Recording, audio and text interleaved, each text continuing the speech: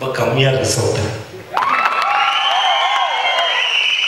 ரொம்ப நாள் கழிச்சு படத்தை எல்லாம் ஆடியோ லான்ச்சுக்கு கொண்டு வந்துருக்கோம். அப்படியே அந்த கத்துனீங்கன்னா கொஞ்சம் எனர்ஜியாக இருக்கும். என்ன சொல்கிறேன்? Thank you so much.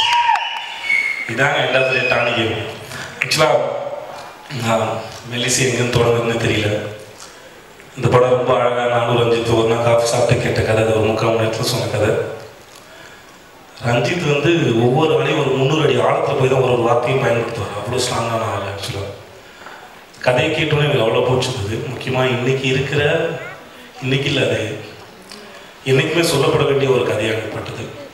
ஒரு ஆண் ஒரு பெண் மேலே வச்சிருக்கிற அந்த அன்போட ஆழத்தை சொல்கிற ஒரு படமாக ஏற்பட்டது. எத்தனை விதமான அந்த படத்தை சொல்லலாம். இன்னொரு பக்கமும் இருக்குது இந்த கதையில்.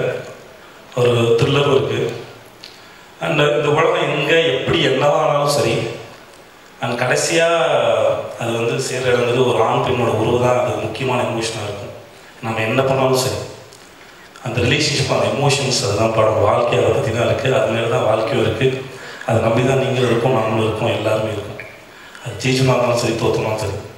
ஸோ அந்த எமோஷனை ரொம்ப ஸ்ட்ராங்காக அழகாக ஆழமாக சொல்லக்கூடிய படம் தான் இந்த மெல்லிசை.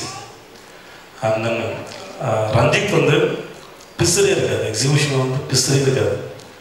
அந்த ஃப்ரீடம் இருக்குது ஒர்க் பண்ணும்போது. கிளைமேக்ஸ்லாம் நான் ஒன்று நடித்து ஒன்று எடுத்தாச்சு.